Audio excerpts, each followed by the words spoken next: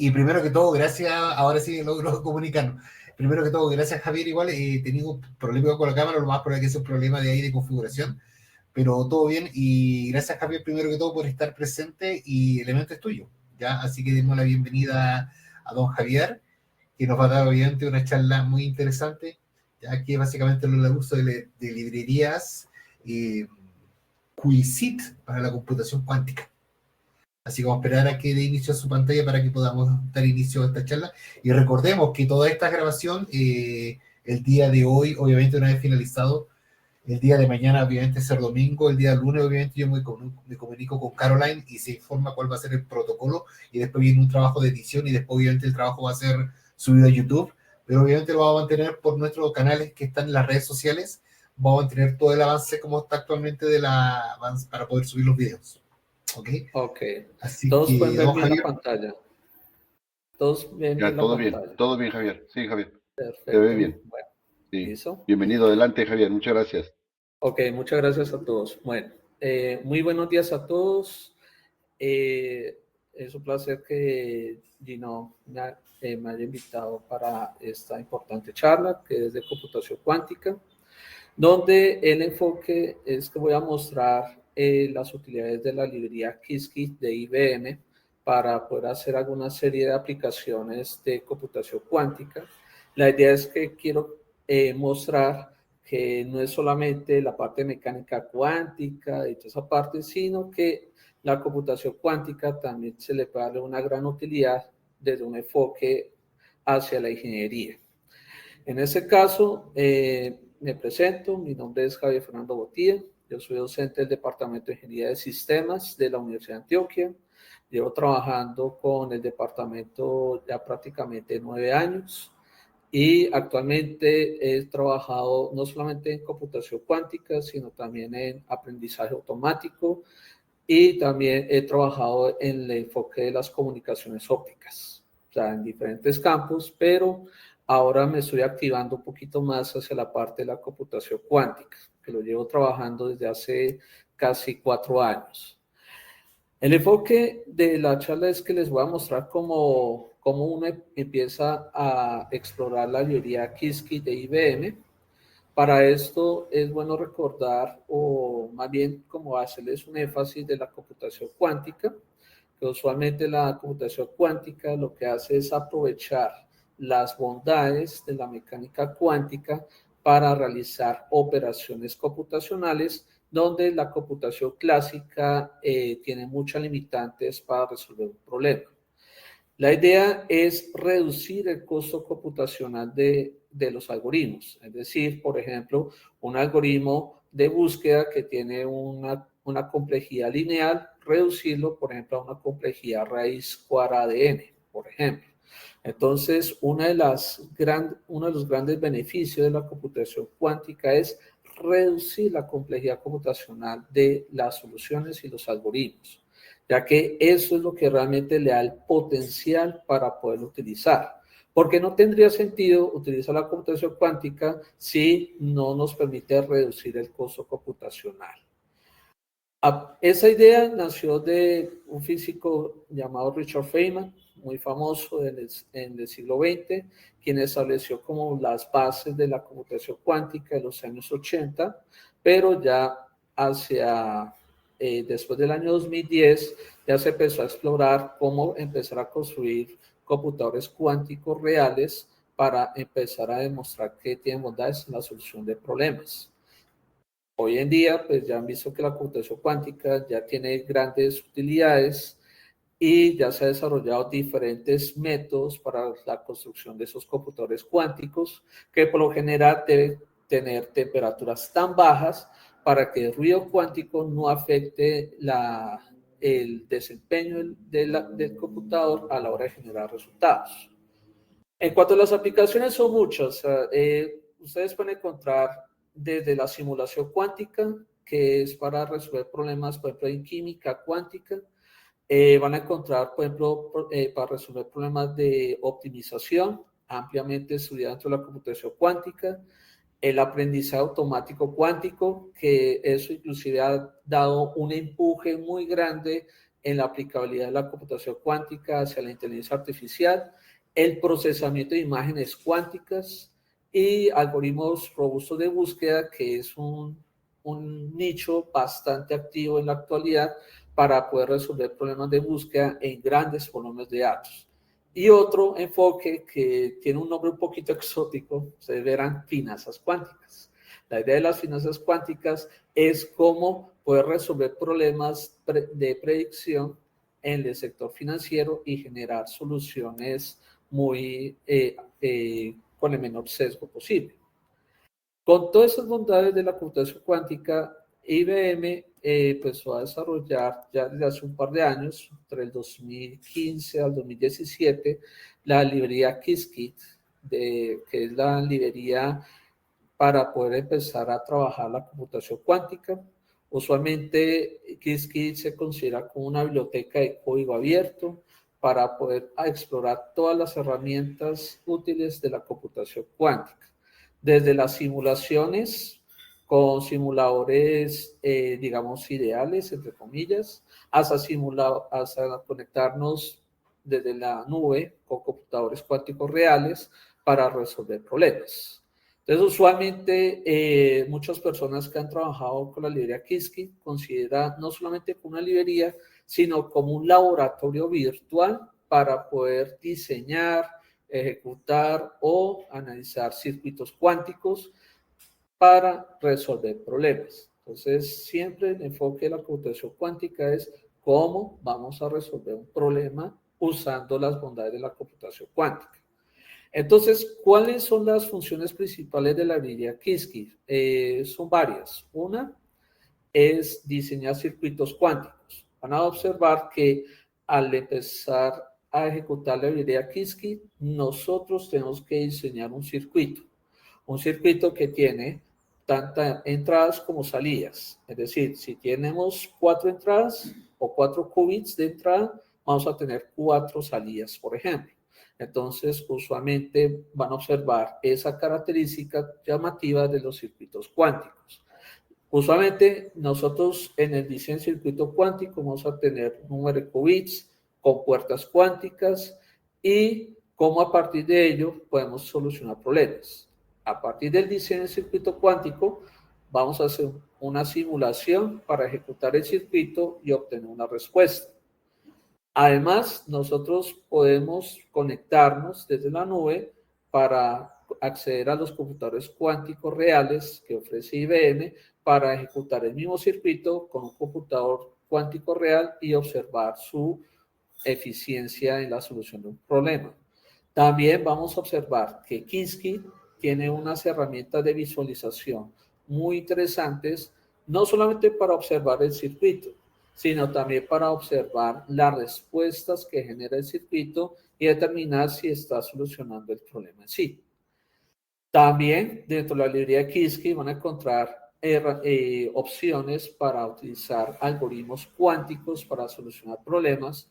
Les van a encontrar el famoso algoritmo de Shor, que es el que realmente potenció la computación cuántica desde los años 90 en la parte teórica. El algoritmo de Grover, que también es de los años 90. Está el algoritmo de Simon, está el algoritmo BV, está también el algoritmo de Deutsch, el algoritmo de Deutsch-Josa, entre otros algoritmos cuánticos que están enfocados para solucionar problemas muy específicos. Algunas de ellas en criptografía, otras en imágenes, etc. Cuando uno empieza a trabajar Qiskit, yo siempre recomiendo a las personas que empiezan a trabajar en esa librería tener como unos conocimientos previos para que les vaya muy bien. Primero, tener unos conocimientos previos de Python, tener unos conocimientos básicos de vectores y matrices. También recomiendo unos conocimientos muy básicos de álgebra booleana, ya que la álgebra booleana se usa mucho para entender el diseño del circuito. Unos conocimientos previos de algoritmos clásicos y en especial yo siempre recomiendo tener un conocimiento previo de la complejidad computacional, ya que eso es algo muy importante dentro de la computación cuántica para analizar su eficiencia. aunque les voy a mostrar unas herramientas que ofrece Qiskit para mirar la eficiencia de los circuitos. A veces me preguntan, ¿es necesario saber mecánica cuántica? Digamos que ese conocimiento es opcional. Sería bueno que también lo tuvieran como para tener al menos unas pequeñas bases, ya que el énfasis de la computación cuántica está más orientado a crear como un hardware, como un circuito para solucionar problemas. Entonces también tiene un toque de ingeniería siempre considerable en la computación cuántica. Bueno, aquí en esta parte de la charla, lo que hice fue dividir como el uso de Qiskit en diferentes interacciones para que vean desde lo más básico hasta ya algunas aplicaciones un poquito más robustas. Bueno, usualmente para poder empezar a trabajar con la librería Qiskit, obviamente tenemos que instalar la librería. Entonces, ahí instalamos la librería de Qiskit.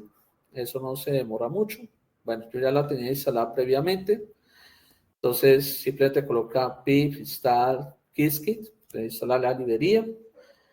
Y a su vez, como la librería Qiskit desde febrero del 2024 generó unos cambios muy grandes en el manejo de ciertas funciones y también de algunas opciones de visualización, ellos recomiendan que hay que instalar por separado el Qiskit Air, que es para poder hacer el proceso de simulación, y esa opción de Qiskit Visualization, que ven acá, que es para reinstalar la librería Qiskit para poder aprovechar la visualización. Es decir, para que la visualización del circuito no salga así como en blanco y negro, así todo feito, sino que se vea en colores y más llamativo para el usuario. Entonces, siempre se recomienda instalar esas dos opciones. ¿Listo? Y ahora aquí viene la parte fundamental. ¿Cómo empezar a ejecutar la librería Qiskit? Entonces, simplemente yo lo que hago en Python es colocar en una librería Qiskit, aquí import, aquí el símbolo de multiplicación, bueno, aunque ese es para poder aprovechar todas las opciones de Qiskit. También la parte de visualización con esta clase, Visualization, y el Qiskit que es para la parte de la simulación. Entonces, una de las cosas llamativas que uno se pregunta es, cuando uno entra con un lenguaje de programación, siempre les enseña cómo es el famoso Hello World. Y en por ejemplo en Python es muy sencillo generar Hello World, lo mismo en C++ o en otro lenguaje. Pero en computación cuántica el Hello World digamos que es un poquito llamativo y contiene unos elementos principales. Es un circuito en realidad. Ese circuito está compuesto de una entrada y una salida. Y dentro del circuito hay una compuerta básica que se llama la compuerta X o Pauli X, que lo que hace es como una negación, así como en los circuitos digitales clásicos, la negación es que si tienes 0, la negación es 1. O al contrario, si la entrada es 1, la negación sería 0. Aquí se va a comportar bajo ese enfoque, pero con una compuerta que realiza esa tarea, que es esta línea 3, que es donde se coloca la compuerta. Ahora en la línea número 4 es para que ustedes puedan observar un operador que se llama el operador de medición. El operador de medición lo que va a hacer es capturar la salida que genera el circuito y luego hacer una visualización. Ahora, aquí en la línea 5, 6 y 7 es el proceso de simulación. Entonces, lo que hay que hacer es llamar a un backend desde la nube de IBM. Uno define el número de disparos o el número de shots. En ese caso, el valor máximo que ustedes pueden colocar es hasta 8.192, pero usualmente por defecto uno trabaja con 1.024. Entre más disparos, más shot, pues el error cuántico, el computador cuántico real, pues puede disminuir un poquito. ya dependiendo del escenario. Como este es algo muy sencillo, con 1024 es suficiente. Ahora en la línea número 6, lo que hacemos es compilar el circuito y el simulador que vamos a utilizar.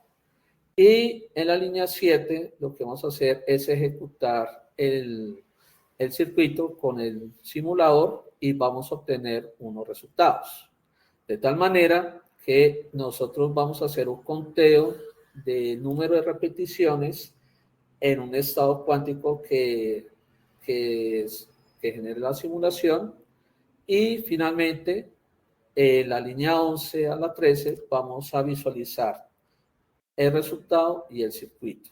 Entonces, al ejecutar, aquí nos dice que el estado 1, que sería la salida, nos genera 1024 disparos. Es decir, solamente en un circuito cuántico, por defecto, la entrada es 0. Y cuando ejecutamos ese circuito, cambia del estado 0 al estado 1. Y me dice que con 1024 disparos o shots detectó esa salida. ¿Cómo sería el circuito? Entonces, ese que se llama circuito, que es la variable, vamos a usar una función de Python, eso de Qiskit, que sea drop, que es dibujar. Y aquí en la salida, cuando colocamos MPL, es para que les muestre en este formato, que es el más llamativo de Qiskit, la visualización del circuito.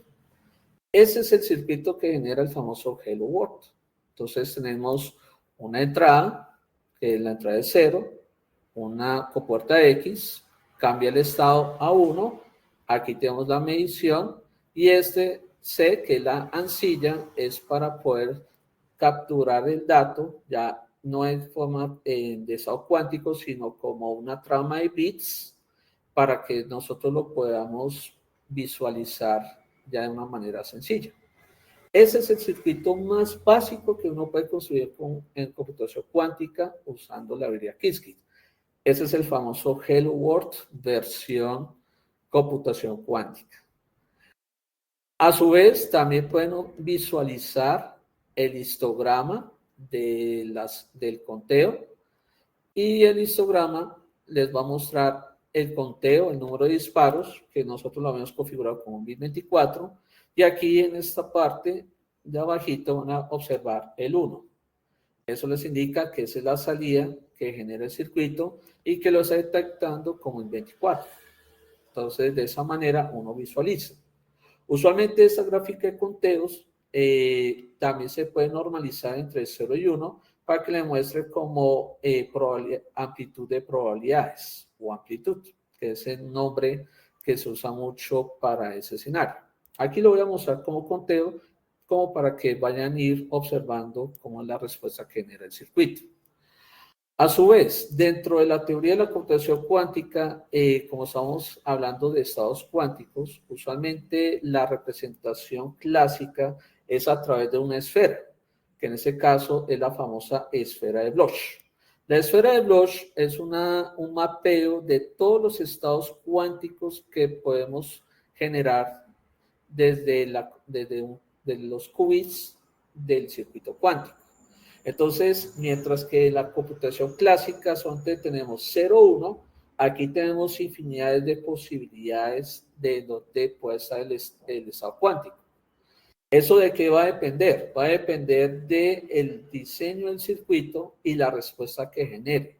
Cada compuerta cuántica, que les voy a mostrar más adelante, tiene una respuesta muy particular, que al momento de visualizar la esfera de Bloch, uno va observando cuál sería la respuesta que genera la salida. Entonces, tenemos infinidad de posibilidades, puede estar ubicado en cualquier parte de la esfera.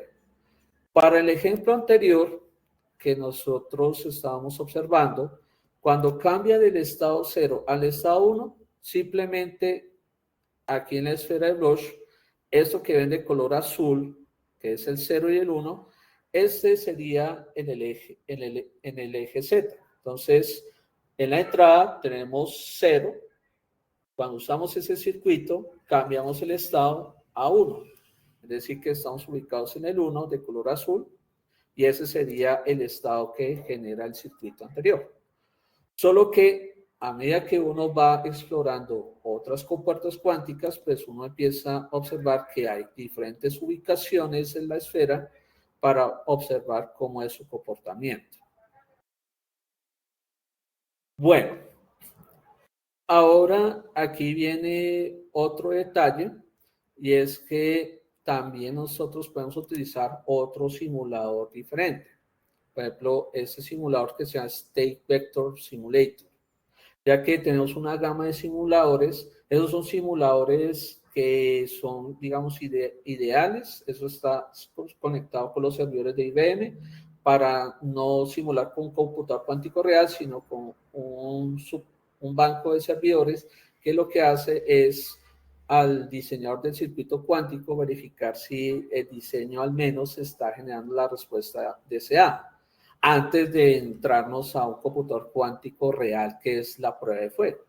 Aquí simplemente cambiamos el backend por otro simulador, que es el State Simulator. Entonces simplemente lo ejecutamos. Y aquí podemos también obtener la respuesta a través de la esfera de Bloch. Tal como les dije, estamos en el estado 0, que es la entrada, y después del circuito, el resultado es que está en el estado 1. Esta representación que ven acá, que es patentada por IBM, se llama el Q-Sphere. Entonces, el Q-Sphere es una manera visual muy agradable para el usuario para ir observando cómo va cambiando los estados cuánticos del circuito. Y usualmente una guía de cómo va cambiando la fase, porque esos son cambios de fase, es a través de esa paleta de colores que ven al lado derecho inferior, donde de acuerdo a la paleta de colores te dice cuál es el cambio de fase que se está generando. Entonces, con esas herramientas de visualización que están observando de la librería Qiskit, uno puede empezar a construir diferentes circuitos cuánticos, ya en la segunda iteración, donde inclusive de la contribución de la mecánica cuántica nos ofrece una gran cantidad de compuertas. Algunas compuertas vienen de la mecánica cuántica y otras vienen ya de la teoría de los circuitos digitales. Entonces, está como mezclado esos dos mundos y nos ofrece una gama muy grande de compuertas. Estos son algunas, porque si ustedes van a la página de Qiskit, van a observar que la gama de compuertas cuánticas es mucho más grande de lo que ustedes se imaginan.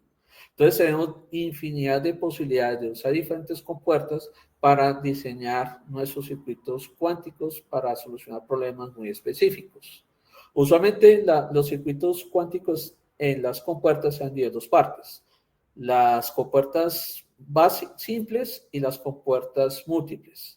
En las compuertas simples solamente tenemos una entrada y una salida, como la compuerta de identidad, Pauli X o compuerta X, compuerta Y, Z, Hadamard, que es una de las compuertas más importantes de la computación cuántica, eso se usa ampliamente el Hadamard, y esas otras compuertas que ven en esa parte del single gate.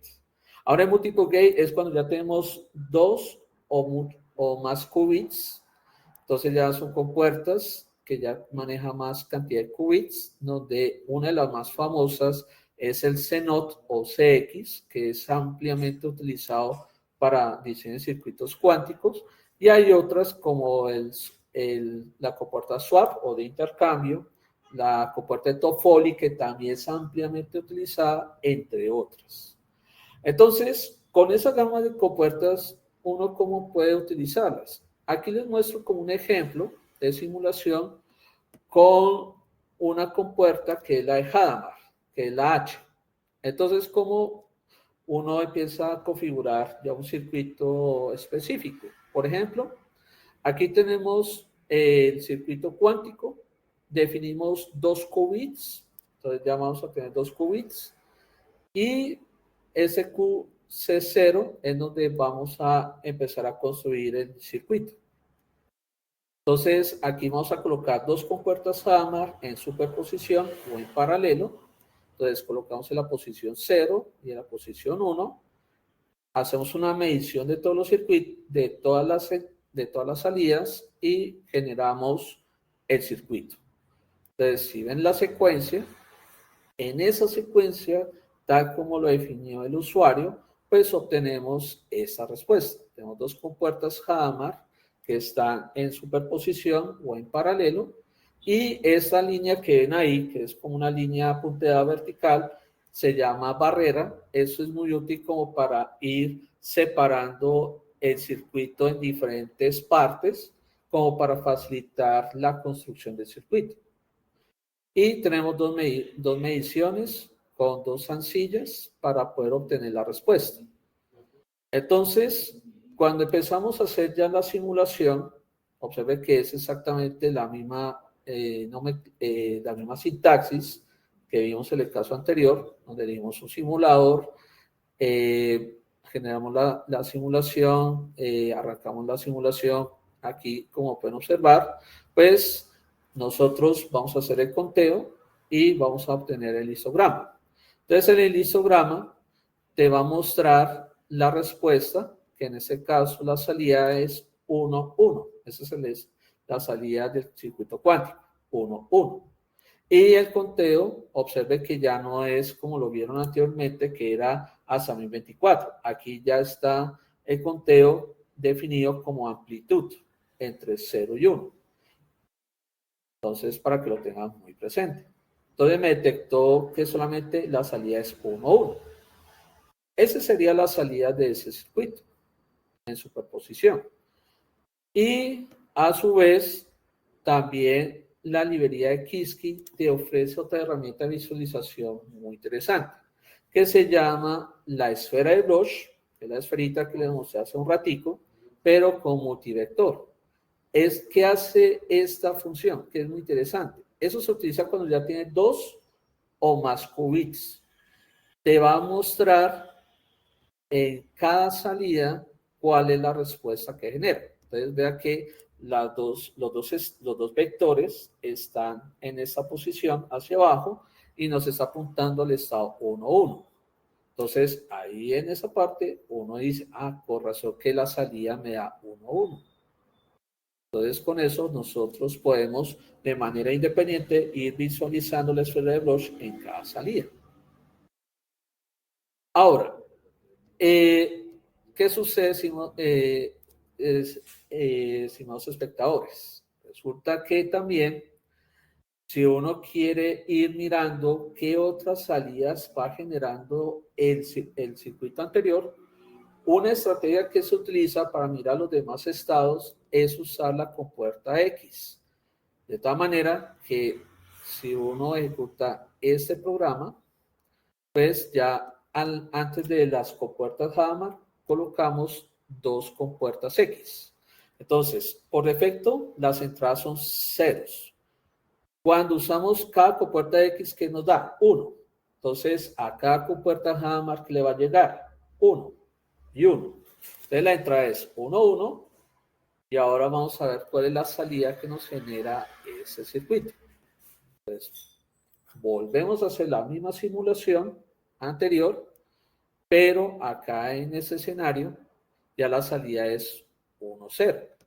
Entonces ya cambia la salida a 1, 0 ya por ese cambio. Y también esa misma respuesta lo podemos visualizar directamente con las esferas de Bloch multivector. Entonces podemos ver que ese está en el estado 0 y el otro está en el estado 1. Entonces, con esas pequeñas estrategias, uno va entrándose poco a poco al uso de la librería Qiskit, pero también la librería Qiskit tiene una herramienta muy útil. Es que también te permite, en ese circuito anterior, visualizar todos los estados que puede generar ese circuito. Observen que en este escenario nosotros no colocamos los operadores de medición. Solamente colocamos las 2 compuertas Hadamard en superposición o en paralelo. Cuando ustedes realizan esa parte en el simulador de Qiskit y generan la simulación, Qiskit te va a mostrar todas las posibles salidas que genera esa superposición. Entonces, cuando ustedes colocan 2 compuertas Hadamard, les va a mostrar todas las posibles estados cuánticos. Ahora, si ustedes colocan, por ejemplo, 3 compuertas Hadamard en paralelo, les va a mostrar todas las posibilidades. Por eso es que en esa gráfica le aparece cuasi probabilidades. Es porque estamos mirando todos los posibles estados cuánticos de ese circuito y cada estado tiene una probabilidad de 0.25 o un cuarto. Entonces son como pequeñas estrategias que les voy mostrando, esto ya de la experiencia, manejando la librería de Qiskit. Y también con la esfera de Blush puede mirar todos los estados, con cada una con una probabilidad de 0.25. Se vea que entre más qubits ustedes se manejen, pues al utilizar la esfera de Blush, pues van a observar todos los estados posibles que se pueda generar. Bueno, entonces con esto, ya más adelante, uno ya puede empezar a trabajar algoritmos cuánticos. Esto ya es un nivel un poquito más alto. El algoritmo de Simon es uno de los algoritmos que yo diría que es el precursor del algoritmo de Shor, que es el más llamativo, el más famoso de la computación cuántica. Pero de mi punto de vista, el algoritmo de Simon es un algoritmo que trascendió los límites de los diseños de los circuitos cuánticos y permitió observar la gran utilidad, por ejemplo, para hacer procesos de búsqueda. Solamente el algoritmo de Simon, de manera resumida, lo que hace es que nosotros usamos un oráculo, que es ese circuito de color verde, y le ingresamos unos qubits que debe buscar. Eso se llama el código secreto. Entonces la idea es que el algoritmo de Simon debe ser capaz de encontrar ese código secreto que está dentro del oráculo, que es ese circuito de color verde que está representado como si fuera un bloque. Ese es el famoso circuito de Simon. Uno lo ve en esa configuración, pero cuando ustedes lo van a diseñar en Qiskit, la estrategia que hay que hacer es dividirlo por etapas. Entonces, estas funciones que sea Phi0, Phi1, Phi2, Phi3 y Phi4 es para dividir el circuito en diferentes etapas para poder diseñar poco a poco el circuito. Esa es una estrategia que uno utiliza desde la librería. De tal forma que nosotros, mirando cada etapa o cada función, vamos colocando qué configuración toca realizar. Entonces, primero utilizamos estas funciones de la librería de Qiskit, que son las mismas que vimos anteriormente. Ahora, el algoritmo de Simon lo que va a hacer es encontrar esta cadena o este código secreto, 101. Ese lo vamos a colocar dentro del oráculo, que es ese bloque de color verde, para ver si el algoritmo de Simon es capaz de encontrar ese código secreto. Entonces, la idea es que aquí en esta primera etapa empezamos a definir cuántos qubits necesitamos para poder encontrar esa respuesta. Entonces, en ese caso, como es 2 veces el número de qubits, si tenemos 4, una cadena de 4, necesitamos 8 qubits de entrada para poder realizar la tarea. De tal manera que ya en la segunda etapa, donde aparecen esas compuertas Hadamard que está en superposición o en paralelo, la idea es que las 4 primeros qubits utilizamos las compuertas Hadamard para poder obtener todas las posibles combinaciones para encontrar ese código secreto. Entonces, ahí vamos construyendo por etapas el circuito. Luego, aquí colocamos el oráculo. En el oráculo es como una caja negra. Imagínense como en aprendizaje automático, cuando hacen un clasificador que crean un modelo con una caja negra. Aquí también tiene el enfoque de caja negra.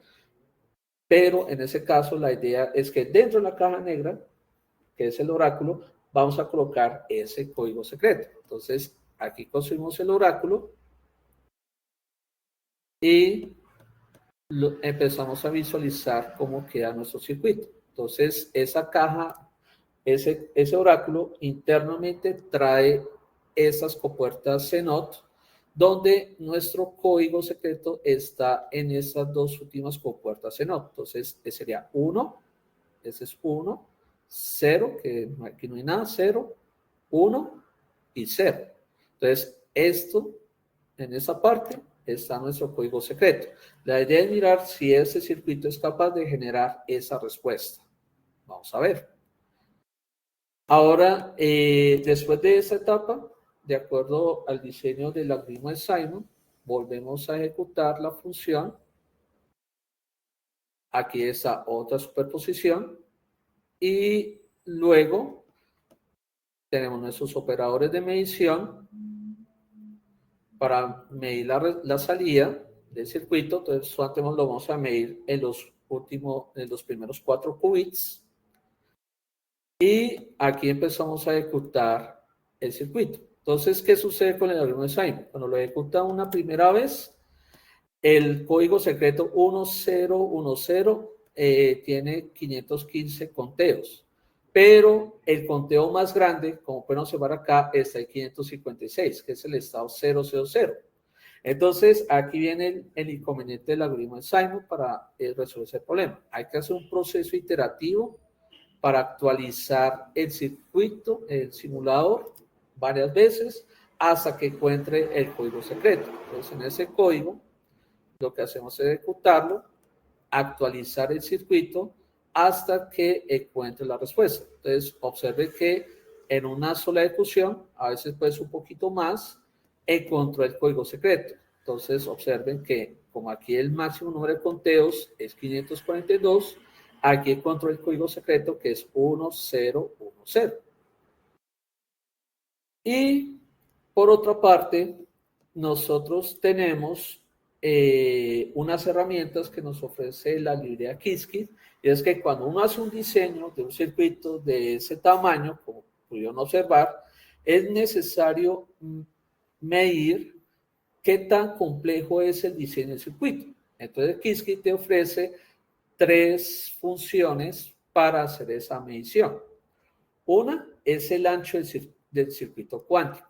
Ese ancho nos va a permitir establecer qué tan complejo es el diseño del circuito a través del número de qubits que uno define y el número de registros clásicos. Los registros clásicos son esas salidas que ven en el histograma. Entonces, al ejecutar, nos da un número que en este caso es 12. La idea es que para que un circuito cuántico sea eficiente, el ancho del circuito tiene que ser lo más pequeñito posible. En ese caso, como ese es un algoritmo ya estandarizado para resolver ese problema, pues el ancho del circuito cuántico es alrededor de 12. Pero, obviamente, entre más qubits ustedes ingresen, el ancho del circuito va a aumentar un poquito más. Pero también ustedes pueden calcular cuántas operaciones en bruto tiene que hacer el circuito cuántico a través del cálculo del tamaño del circuito. Entonces, al calcular el tamaño del circuito, aquí les dice que el tamaño del circuito es 18. Ese valor usualmente se representa el costo cuántico. Así como existe costo de complejidad en algoritmia, en los circuitos cuánticos también hablan de el costo del circuito. Entonces, entre más costoso sea el circuito, es porque el circuito es mucho más grande. Y a su vez, también pueden determinar en el diseño del circuito cuántas operaciones en total debe hacer el circuito para resolver ese problema. Entonces, en ese caso, les va a mostrar cuántas compuertas Hadamard está utilizando, cuántas compuertas Zenon están utilizando, cuántas barreras de edición están utilizando y cuántos medidores están utilizando. De esa manera, les va a mostrar cuántas compuertas en total y cuántos operadores de medición están utilizando para el diseño. Ya por último, como para finalizar, aquí ya lo tengo ejecutado, pero simplemente es para que lo conozcan. Uno también puede utilizar los circuitos cuánticos para aprendizaje automático. en ese caso para hacer clasificación binaria de los datos, usando esta opción que da Qiskit Machine Learning. Uno lo instala y pueden utilizar las versiones que hay en el momento de los circuitos cuánticos para, desde el punto de vista de la computación cuántica. Entonces van a encontrar máquinas de soporte de lectura cuántico, PCA cuántico, etc. Entonces, todo lo que uno ve en aprendizaje automático, ya Qiskit lo ofrece con esa librería, algunas, no todas. Aquí, por ejemplo, estamos utilizando la máquina de soporte de vectorial cuántico, que usualmente Qiskit lo llama Pegasus. Y aquí en la ejecución, aquí simplemente es un tratamiento de datos, pero aquí más adelante nosotros empezamos a crear el mapeo. Eso ya es una forma muy avanzada, pero quiero mostrar la parte de la validación, es decir, cuál es la exactitud del circuito para predecir la clasificación de los datos. No es tan exacto, o sea, a veces hay que configurar unas opciones del circuito para que sea un poquito más eficiente, pero por ejemplo en la base de datos que está de ejemplo, pues da ese valor, 73%, y uno puede visualizar pues, la métrica F1 Score, que eso ve en aprendizaje automático, y la famosa matriz de confusión, que permite mirar en las clases cuál es el porcentaje de aciertos y el porcentaje de errores que comete el circuito cuántico para tareas de clasificación de datos. Y ya por último, también ustedes pueden trabajar Qiskit para procesamiento de imágenes cuánticas, donde pueden visualizar, en ese caso, cómo se detectan los bordes de una imagen. Usualmente, uno de los circuitos básicos para procesamiento de imágenes cuánticas es detección de bordes usando el Hadamard cuántico. Es uno de los circuitos básicos que hay en procesamiento de imágenes. Entonces, simplemente en esta parte, aquí yo diseñé como una clase que es la imagen cuántica, donde se muestra cómo se carga la imagen, cómo se codifica la imagen para luego aplicar el circuito cuántico que va a detectar los bordes. El circuito lo tengo acá abajo, más abajo. Aquí cargo simplemente la imagen. Esa es la imagen de Python, de la serpiente, la serpiente. Con esa imagen vamos a detectar los bordes con el computador, con el circuito cuántico. Entonces, usualmente aquí se hace un pretratamiento de la imagen, se hace una interpolación para que el circuito cuántico sea capaz de detectar bien los bordes. Entonces hay que hacer ese pequeño pretratamiento. De aquí se cambia la inversión de color para que el circuito funcione mucho mejor. Entonces siempre se recomienda hacer esa parte. Aquí es donde se ejecuta el circuito. Entonces se va ejecutando hasta que llega a 1024. Luego aquí tenemos el circuito que va a detectar las imágenes de los píxeles en el eje de manera horizontal, y otro circuito que te lo va a mostrar que va a detectar en la parte vertical de la imagen los píxeles, de tal forma que toda la información inicial de la imagen es en esos estados cuánticos, donde representan los píxeles en estados cuánticos mediante una normalización, y al final obtienen este resultado. Eso te lo genera el circuito cuántico. Te va a mostrar cómo detecta los bordes y se centra solamente en la imagen. Obviamente, esos pequeños salticos que ven ahí es como unos pequeños márgenes de error, ya que el circuito cuántico, como tiene un comportamiento probabilístico, a veces puede cometer unos pequeños errores, pero observen que está detectando bien todos los bordes de la imagen. Bueno, ya con esto finalizo la sesión. Estas son algunas referencias bibliográficas que yo sugiero para que ustedes lo exploren. Dependiendo del enfoque que ustedes desean trabajar, si es un enfoque más práctico o un enfoque más teórico, hay diferentes libros de computación cuántica. Estos libros yo los he seleccionado después de mirar muchos libros que son como muy buenos para la parte teórico-práctica, tienen un balance entre las dos, pero de todos esos libros y esa página web que les estoy colocando acá, el que más recomiendo para que ustedes empiecen a explorar de una manera muy interesante la computación cuántica es este libro. Es un libro muy interesante porque te muestra una parte teórica, pero te muestra cómo se hace la implementación a través de Qiskit y puedes entender cómo va construyendo cada etapa del circuito. Es un libro que yo sugiero bastante que lo tengan muy presente. Ahora, si ustedes necesitan tener como unas nociones un poquito más resumidas de la computación cuántica, como para que tengan menos unos conceptos y luego ya entrarse a la práctica, hay este libro que es de estos dos rusos que observan acá, que usualmente es un libro muy pequeño, pero te da todos los elementos básicos que debe conocer la computación cuántica.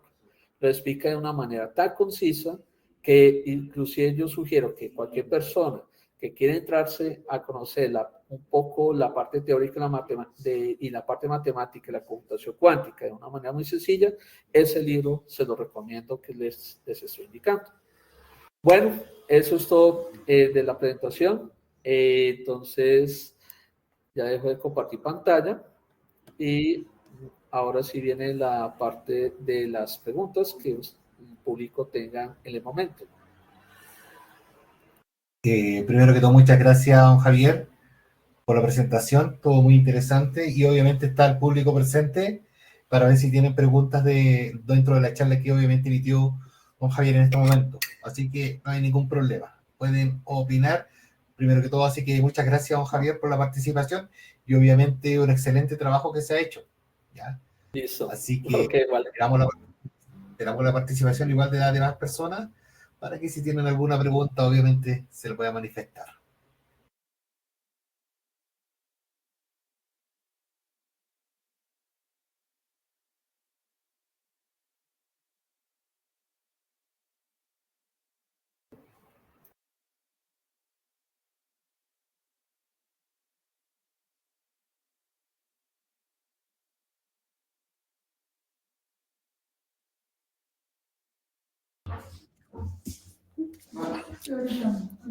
Al parecer de momento no hay preguntas, maestro Javier. Ok, vale. Posiblemente ya en las sesiones grabadas en nuestros canales de YouTube, ahí se los compartiremos para que estén atentos por si hay alguna retroalimentación por ahí que se necesite. Pero muy buen trabajo también. Yo entendía muy vagamente y teóricamente el tema de cómputo cuántico, pero ya me quedó un poquito más claro el tema de la explicación de cómo se estructuran los qubits. Es muy interesante este tema, ¿no? ¿Qué tan aplicativo está la computación cuántica hoy en día? Bueno, usualmente en la computación cuántica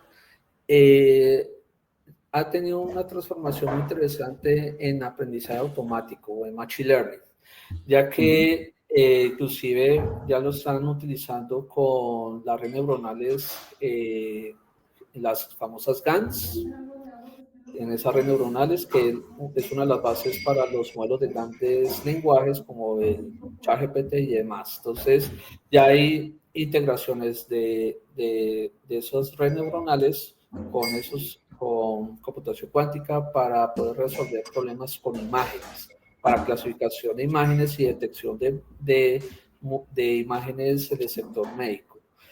También se ha utilizado mucho como para entrarnos a mejorar como los diseños del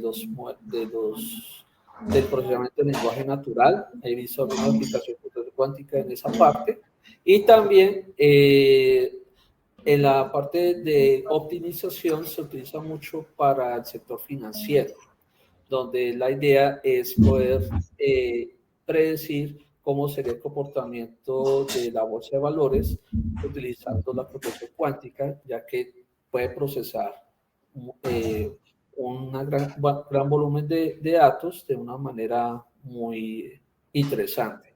O sea, las aplicaciones ya se están empezando a explotar, pero yo diría que una de las aplicaciones más llamativas que conocí hace poco y que es bueno que lo tengan presente es la ingeniería de software cuántico. España es uno de los países líderes en ingeniería de software cuántico, donde hay unas empresas que se están dedicando a ese nicho de negocio, donde ya aprovechan las bondades de la computación cuántica para poder hacer diseño de software mucho más eficiente. Y ese va a ser uno de los nuevos cambios de paradigma de la ingeniería de software en los próximos años. Inclusive ya hay libros de ingeniería de software cuántico y ya hay artículos y algunos desarrollos que ya están disponibles para el público en general. También les puedo mencionar que otras bondades de la computación cuántica es el procesamiento de imagen, aunque ese es un punto que está como emergiendo poco a poco, pero yo diría que cuando ya tengamos computadores cuánticos con mayor cantidad de qubits, ya se puede procesar imágenes ya de alta resolución y hacer un proceso de tratamiento mucho más eficiente.